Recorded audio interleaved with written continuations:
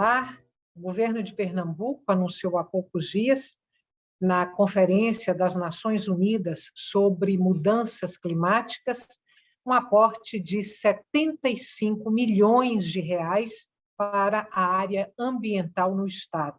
Os recursos serão aplicados em reflorestamento, recuperação de nascentes, de rios e tratamento de resíduos sólidos. No país das queimadas, do garimpo ilegal e da violência contra os povos indígenas, toda ação em favor da natureza e do desenvolvimento sustentável é bem-vinda. No programa de hoje, eu converso com o secretário do Meio Ambiente e Sustentabilidade de Pernambuco, José Bertotti. Eu sou Estela Mares Saldanha e este programa também é veiculado pela Rádio Universitária FM e pela Rádio Universitária Paulo Freire AM.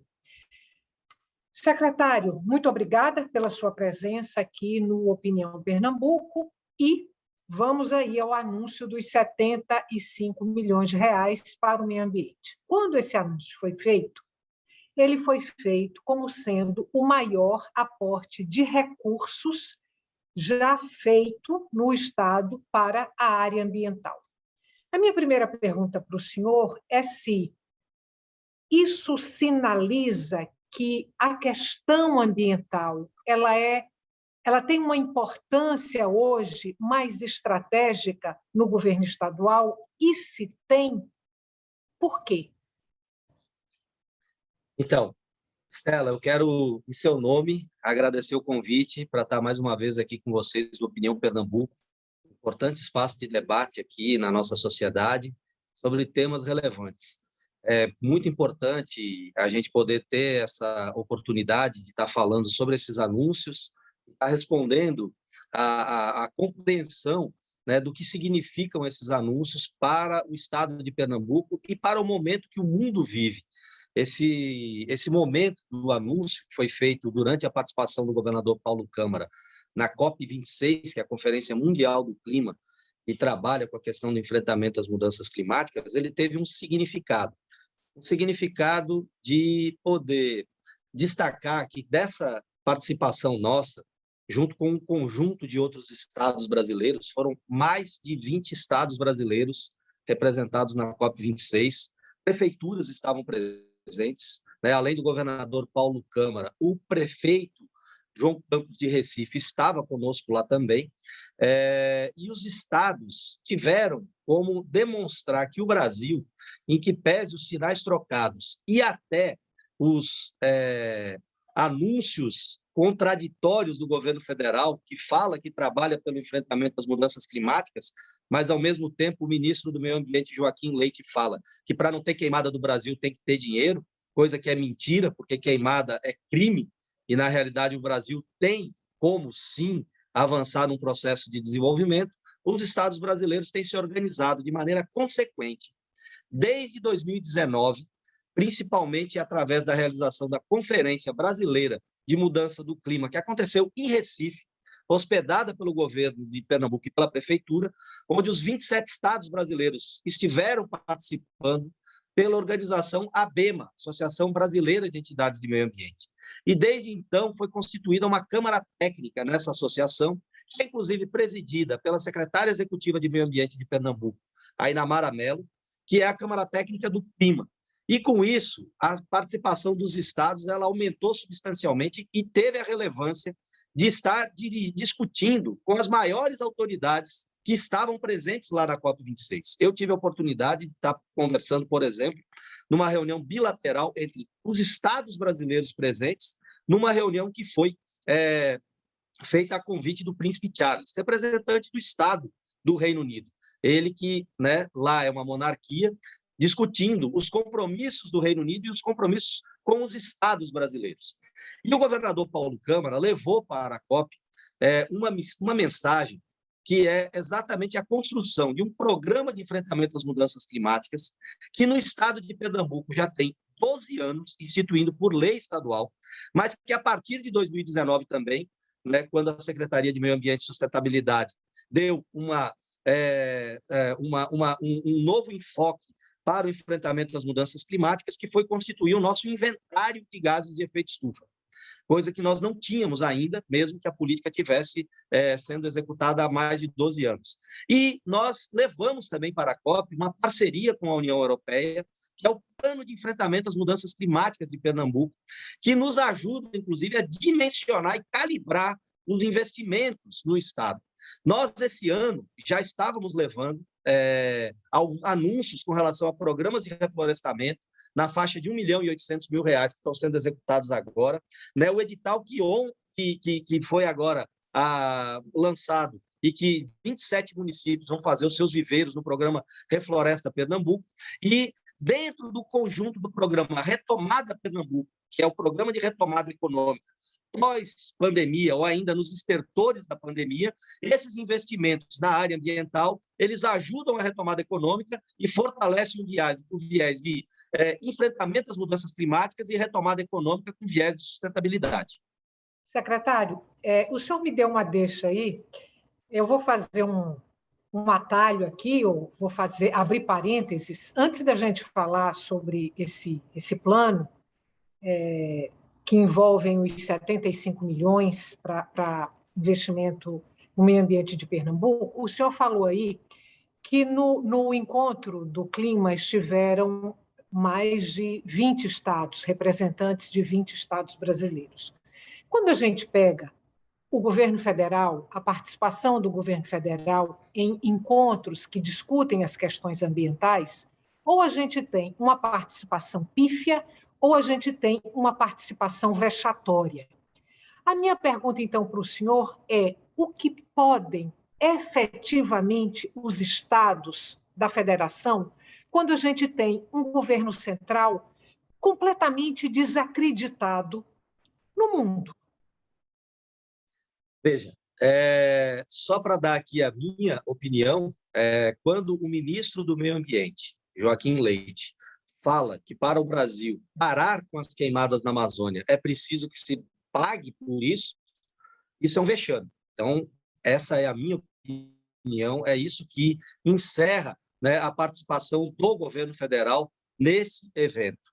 Por mais que ele tenha se comprometido com a neutralidade de emissões de carbono, que o presidente Jair Bolsonaro tinha afirmado lá na conferência que Biden chamou em abril, quando ele deu uma guinada na política americana, que era muito parecida e, na realidade, era imitada por Bolsonaro quando Trump era presidente da República.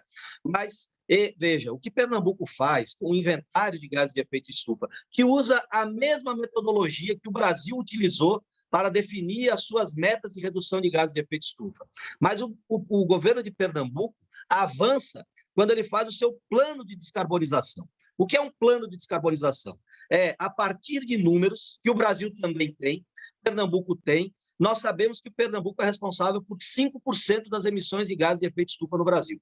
E que está concentrado, por exemplo, na questão de resíduos sólidos, está concentrado na questão de energias que precisam ser substituídas com mais intensidade por energias renováveis, está na questão da mobilidade urbana, investimentos em transporte público, e está relacionado com a questão de uso do solo, agricultura de baixo carbono. Né? E aí, quando o governador Paulo Câmara constitui um plano de descarbonização, atrai investimentos que hoje não são só na área da energia solar e eólica, mas avança na produção de hidrogênio, né, com a vantagem comparativa que o hidrogênio precisa de energia renovável. E ele é uma energia hoje que foi um dia inteiro de debate na COP26. O hidrogênio é uma alternativa energética para a Europa. Mas a Europa não consegue produzir hidrogênio porque ela não tem energia limpa. A Europa é muito dependente de carvão e de petróleo, também de energia nuclear em alguns países, como a França. Esse hidrogênio ele pode ser produzido no Nordeste. Então, você dá um direcionamento para a economia pernambucana, você melhora a sua matriz energética. Quando Pernambuco anuncia, dentro desses 75 milhões, Ana Clara, também puxando, né, a primeira pergunta, 15 milhões para eliminar os lixões de Pernambuco. Isso se relaciona diretamente com os 33% de gases de efeito estufa do inventário que estão relacionados com o não tratamento adequado do lixo em Pernambuco. Então, o governador correlaciona 15 milhões de investimento para apoiar os municípios, que são os gestores de resíduos sólidos, para investir em centros de coleta seletiva, que fazem com que o reuso daquele material que você descartaria, enterraria e produziria gases que causam aquecimento global, você trabalha com cooperativas, com prefeituras para fazer a reciclagem, educando a nossa população, conscientizando que o material reaproveitado ele é menos danoso ao meio ambiente. E também a remissão de lixões. A gente sabe que ainda tem contabilizado pela agência ambiental pelo menos 43 lixões. Os prefeitos fizeram acordos com o Tribunal de Contas, com o Ministério Público, que precisam do nosso apoio. Mesmo que essa seja uma missão dos prefeitos, discutimos com a AMUP para poder fazer isso. Pernambuco também tem a necessidade de fazer a recarga hídrica das nossas nascentes. Parte desses investimentos que o governador Paulo Câmara anuncia são 12 milhões e meio de reais, que se somam aos outros 5 milhões que já estão sendo investidos em 2021 para fazer recuperação de nascentes na Caatinga e na Mata Atlântica. E isso faz com que essa recuperação da biodiversidade em Pernambuco, ela faça com que a captura de carbono, nesse momento, nas nossas unidades de conservação, fazendo a gestão de 89 unidades de conservação, que também tem um outro investimento de 4 milhões e 800 mil reais, para a gente poder fazer o que a gente chama de monetização de ativos ambientais, que essa foi uma outra discussão muito importante na COP26, onde os estados podem, a partir dos seus ativos ambientais, negociar créditos de carbono. E você poder dizer que essas unidades de conservação, elas podem trazer novos investimentos para Pernambuco, além de contribuir com o meio ambiente. Então, os estados brasileiros, quando atuam de maneira articulada, e aí você está falando de Pernambuco, de São Paulo, da Amazônia, do Rio Grande do Sul, né, do consórcio do Nordeste, do consórcio da Amazônia, eles dão uma sinalização para o mundo que, para além de Bolsonaro, existe uma federação no Brasil e que existe compromisso de governos estaduais, de muitas empresas, de muitas entidades, né, de representações de povos tradicionais, de mulheres, demonstrando que o Brasil tem, sim, sua vocação, né, em que pese o negacionismo climático e científico de Bolsonaro. Secretário, só para a gente fechar esse bloco rapidinho, o senhor falou aí em tratamento de resíduos sólidos e na recuperação de nascentes. Juntando essas duas ações, esses dois projetos, quantos municípios do estado serão diretamente beneficiados? Na questão dos resíduos sólidos, serão 43 municípios. Na questão de nascentes, nessa conta de 1.000 nascentes, a gente acrescenta mais 50 municípios para serem beneficiados com esse trabalho de recuperação de nascentes. Próximo bloco, vou pedir para o senhor falar um pouquinho sobre a recuperação, então, de Mata Atlântica, que também está prevista aí nesse projeto, mas, por enquanto, a gente faz um intervalo curtinho e volta daqui a pouco. Você que está em casa, não saia daí. O tema de hoje do nosso programa são as questões ambientais no estado de Pernambuco. Até já.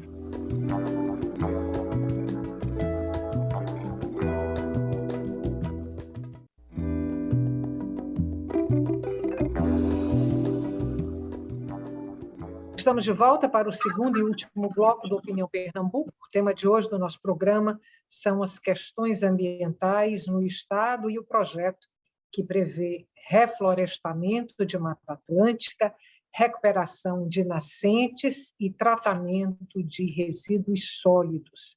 Eu converso com o secretário do Meio Ambiente e Sustentabilidade, José Bertotti. Eu sou Estela Mari Saldanha, e este programa também é veiculado pela Rádio Universitária FM e pela Rádio Universitária Paulo Freire AM. Secretário, reflorestamento de Mata Atlântica, vamos falar sobre isso. Se não me falha a memória, parece que são 48 milhões reservados para essa ação, é isso? Isso, Estela. Nesse conjunto dos 75 milhões, 48 milhões estão sendo destinados para a recuperação de Mata Atlântica numa área que é uma área de grande atenção no estado de Pernambuco, que é um maciço de florestas de Mata Atlântica remanescentes. A gente sabe que essa foi um bioma no Brasil que foi um dos mais afetados desde o início do processo de colonização, porque a Mata Atlântica ela é constituída por um bioma que está na região costeira do Brasil, abrangendo 17 estados da federação. E Pernambuco é um deles. E não diferente dos outros estados, né, aconteceu que nos idos dos anos 90 se criou uma lei especial, né, que é a Lei da Mata Atlântica, que protege e hoje é monitorada permanentemente contra o desmatamento, mas principalmente com leis, né, que incentivam a criação de planos municipais, de ações específicas por parte dos estados para a recuperação desse bioma. Nesse sentido, a gente tem aqui um dos maiores maciços, que a gente chama de APA Aldeia Beberibe, acima do Rio São Francisco. Esse é o maior maciço de Mata Atlântica, que se estende por toda a Mata Norte, Mata Sul e Pernambuco, mas no caso da APA Aldeia Beberibe, ela está localizada na região metropolitana norte. Inclusive, com unidades integrais de proteção, como o Parque Estadual Dois Irmãos, como a Mata de Caetés, que fica ali em Paulista, são mais de 300 hectares, o Parque Estadual Dois Irmãos são 1.000 hectares, mas o conjunto da APA, que é uma área de proteção sustentável, que envolve também áreas privadas, né, e que são protegidas por lei como áreas de proteção sustentável, né, e o que é uma área de proteção sustentável? É uma área na qual você permite algumas atividades econômicas. E os planos de manejo, né, e existe um plano de manejo que está sendo, inclusive, revisado e atualizado agora no programa UC Pernambuco, que está atualizando 6 planos de manejo, constituindo mais 41 planos de manejo, né, para a gente avançar naquilo que é o passo seguinte, depois da criação da unidade de conservação. Nós tínhamos, até o momento, só 13 planos de manejo das 89 unidades de conservação, e agora vamos fazer mais 41. É um processo que a gente faz em parceria com o ITEP, com recursos da compensação ambiental, mas como a APA de Aldeia Beberibe, ela envolve essa área de um maciço de 32.000 hectares, nós permanentemente temos um trabalho, né, coordenado pela agência ambiental, né, que é monitorado pelo conselho gestor da APA, e que em 2019, essa é uma questão importante, Estela, para que os nossos ouvintes aqui do Opinião Pernambuco saibam que essas ações do governo de Pernambuco, elas têm início, meio e fim. No ano de 2019, né, no início do segundo governo Paulo Câmara, ele, por orientação e por estudos da CPRH, ele decretou a criação de corredores ecológicos na APA de Aldeia Beberibe. Esses corredores, eles se estendem por 2.000 hectares. E o que são esses corredores? É que você tem fauna e flora no Parque Estadual Dois Irmãos, na Mata de Caetés, na Mata do Passarinho e num conjunto de áreas que se integram entre áreas de proteção integral e áreas de proteção sustentável. E você precisa fazer a conexão, que são o que a gente chama de corredores ecológicos. Você vai ter que dialogar com a iniciativa privada, você vai ter que incentivar a abertura desses espaços, que na realidade é o fechamento da mata entre as várias unidades, para você poder ter o quê? A integração e a diversificação genética de fauna e flora entre as diversas florestas, fazendo com que você consiga compor um ambiente mais, digamos assim, integrado geneticamente falando. Além disso, os estudos do CEPAM indicam que você tem 5.000 hectares de áreas degradadas dentro do conjunto de pressão antrópica, que é aquela pressão de atividades que aconteceram ao longo dos séculos, né, áreas que foram degradadas dentro dessa área de proteção da APA Aldeia Beberibe, perfazendo um total de 7.000 hectares. Os estudos indicam que, em média, o custo de recuperação de 1 hectare está em torno de R$ 25.000. Esses dados, inclusive, eu chequei com várias instituições. Vai ser feito um processo de licitação, de discussão com a sociedade, de contratação, de envolvimento de atividades econômicas. Por quê? Porque quando você faz essa conta dos 48 milhões, ela vem desse roteiro que eu estou lhe falando, e que o governo, então, vai investir. Isso também é uma atividade econômica relevante. É importante que os nossos ouvintes aqui e os nossos telespectadores saibam que as atividades ambientais hoje, elas são sustentáveis se você tiver desprendimento e se você tiver convicção de que é importante fazer essa retomada. E existem recursos, tanto da área de compensação ambiental, quanto recursos próprios do governo, quanto recursos de ativos verdes na área de captação de crédito de carbono, e com isso nós vamos fazer esse investimento de R$ 48 milhões. Ô, secretário, tem um problema que graça no Brasil, que é o problema da extração ilegal de madeira, né, da da derrubada aí de árvores, de florestas e tal. Eu gostaria que o senhor me dissesse, considerando extração ilegal de madeira, qual é o tamanho deste problema em Pernambuco. E aí, já embutindo uma outra questão. Uma das coisas que o governo federal fez contra o meio ambiente foi desmantelar o poder de fiscalização do IBAMA. Aí eu lhe pergunto se existem mecanismos estaduais de fiscalização. Então, extração ilegal de madeira em Pernambuco, qual o tamanho do problema, e se há como se fiscalizar esse tipo de ação predatória. Existem instrumentos de fiscalização e esses instrumentos estão sendo aperfeiçoados. Eu quero aproveitar essa sua pergunta, Estela, para trazer uma novidade que a gente anunciou também na COP26.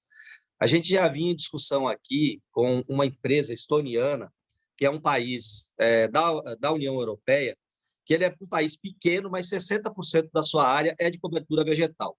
E eles têm uma representação aqui no Brasil, e a gente assinou um acordo de cooperação técnica com essa empresa na COP26, com a participação do governador Paulo Câmara e a Agência Ambiental, que é um aplicativo que vai ser disponibilizado para qualquer cidadão, para que, a partir de uma fotografia num caminhão, você identifique se aquela madeira é oriunda de extração ilegal ou não, que madeira está sendo transportada, e ainda conectado com a Secretaria de Fazenda Estadual, para ver se na nota fiscal, através de um QR Code, você identifica o documento de origem florestal, que diz de onde vem essa madeira, se ela é uma madeira legal, de uso sustentável, o tipo de madeira e se os impostos foram pagos. E isso vai ser disponibilizado para qualquer cidadão, além de empresas e também uma parceria que envolve a Secretaria de Defesa Social.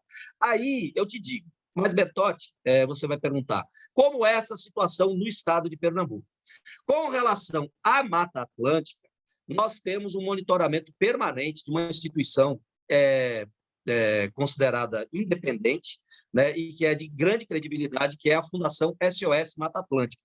Todo ano, com os dados do INPE, esses dados, que é do Instituto Nacional de Pesquisas Espaciais, que monitora todas as florestas brasileiras, mas tem um olhar para a Mata Atlântica, coisa que foi ignorada pelo governo Bolsonaro, que ele faz questão de desmoralizar o Instituto Nacional, porque quando o Instituto fala que o desmatamento acontece, ele faz questão de dizer que esses dados não são confiáveis, mas o Instituto Mata Atlântica, né, ele usa esses dados. Nos últimos 3 anos, o desmatamento de Mata Atlântica em Pernambuco foi tecnicamente zero.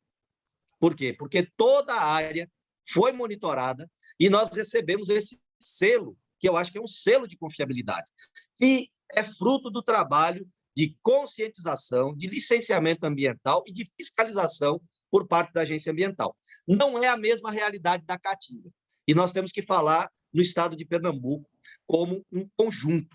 Na Caatinga, nós também fizemos um outro estudo, que não envolveu só o estado de Pernambuco, envolveu todo o Nordeste brasileiro, mas um olhar, né, focado no estado de Pernambuco. A gente fez um levantamento do uso da nossa caatinga, e em abril a gente divulgou, está no site da Secretaria Estadual de Meio Ambiente, o estudo das áreas desertificáveis do estado de Pernambuco. E a gente identificou que a gente tem 13% no estado de Pernambuco de áreas que, pelo uso indevido, isso está relacionado lá naquele inventário também de gases de efeito estufa, que o uso indevido do solo causa também efeitos de aquecimento global.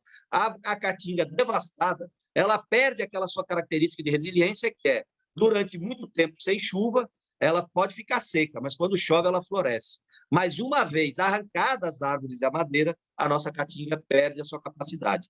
Então, esse aplicativo ele vai ter uma grande influência, porque a biomassa de uso sustentável, como você falou, Estela, ela pode ser usada.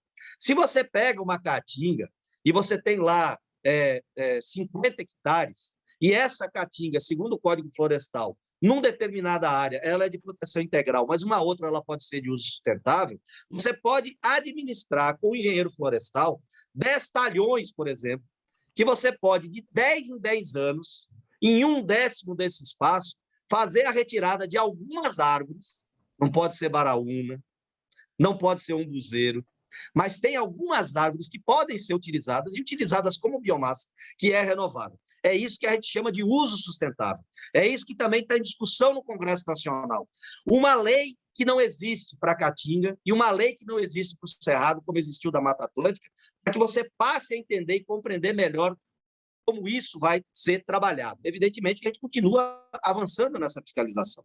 E estamos investindo também na cooperação técnica com a Secretaria de Defesa Social para que o trabalho do CIPOMA, né, ele seja estendido para todos os batalhões. Isso foi uma discussão que o governador Paulo Câmara mandou um projeto de lei para a Assembleia, e que os recursos do licenciamento ambiental que retornam em investimentos para fiscalização, a gente possa diminuir esse peso. E uma discussão com empresários. Tem 3 setores econômicos que são intensivos em uso de biomassa de madeira. É a área do gesso, é a área da cerâmica, a área da padaria. Mas esses 3 setores aqui têm dialogado conosco porque eles querem ser fiscalizados para saber se a madeira é efetivamente utilizada. Então, esse uso inteligente da floresta em pé, que não é a devastação, mas é o uso sustentável, de onde pode ser feito, combinado com áreas de proteção integral, é que tem sido a tônica da política de sustentabilidade no estado de Pernambuco.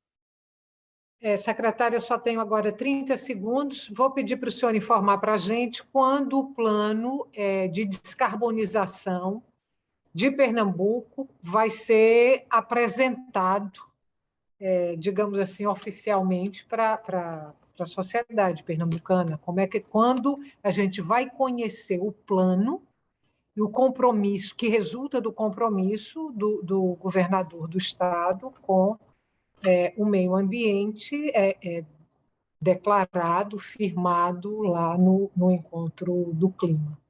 Quando a O gente nosso vai cronograma, Estela, ele se conclui em março de 2022. A gente entrega o plano. Mas eu quero convidar a todos os pernambucanos para acessarem o site da Secretaria Estadual de Meio Ambiente e Sustentabilidade e acompanharem as discussões. Nós vamos ter uma reunião agora, dia 2 de dezembro, é aberta ao público, né? Inclusive a Nathalie Anderstil, que esteve com a gente na COP, que é do Instituto Alanoa, que fez um importante plano, né, que aponta, inclusive, a sustentabilidade da descarbonização no Brasil. Vai estar presente com a gente nesse debate e com mais 48 instituições públicas, privadas e empresas. Então, veja, compromisso nosso, cronograma é março de 2022, mas esse plano está em construção. E vocês podem participar junto com a gente e acessar todos os documentos através do site da Secretaria de Meio Ambiente e Sustentabilidade. Secretário, muito obrigada. Até uma próxima oportunidade. Boa sorte aí nessa luta em favor do meio ambiente. Obrigada. Obrigado à Opinião Pernambuco e por sempre trazer à tona os debates mais importantes para Pernambuco, para o Brasil e para o mundo.